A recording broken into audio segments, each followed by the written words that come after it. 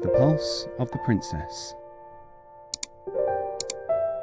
Sultan Sanjar had returned from the shrine of the Master Bahuddin in Bokhara, and ever since that he had been sad.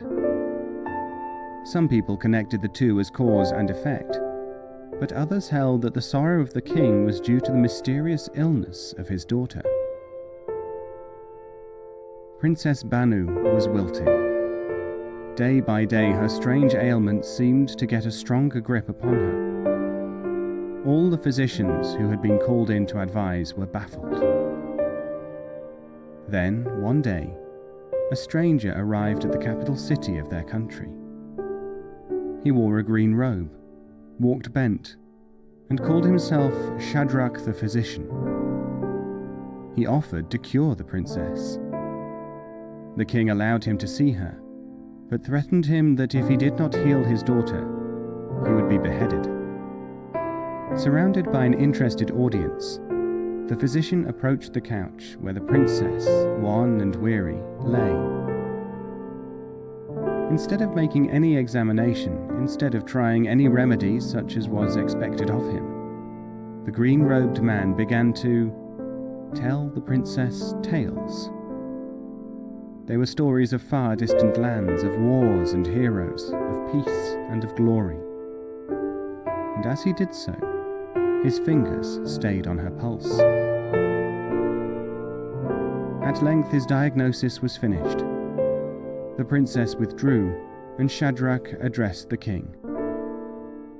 "Your Majesty, I have determined by the reactions of her pulse that she is in love, and that she is in love with someone who lives in Bokhara, that person lives in the street of the jewelers, and that of all the men who live in the street of the jewelers in Bokhara, it is none other than Abul Fazl, a young and handsome man whom I have described to her, and at the mention of whose name she fainted. I happen to know everyone in Bokhara, as well as in many other places, and by this art I have arrived at the cause of her disease." Now the king wondered at the skill of this physician.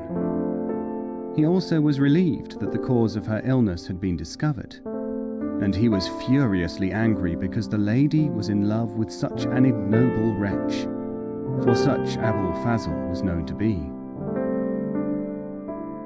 The jeweller, however, was sent for. As soon as he arrived, the princess began to recover. Within a few days she was well again. The jeweller was lording it over almost everyone, and the physician Shadrach, as a reward, had been made Grand Vizier.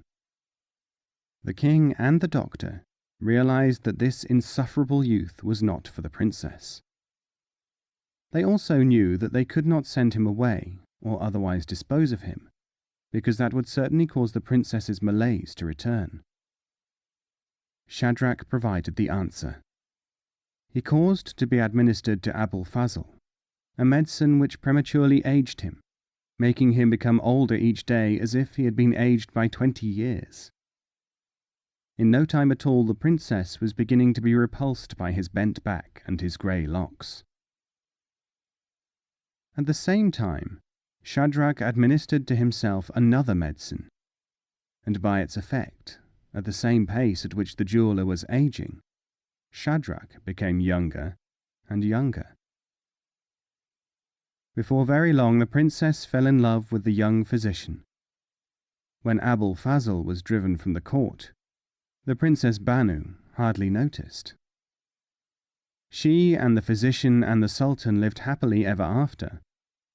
Thus do things sometimes develop in a manner contrary to their first probability, according to what influences are brought to bear.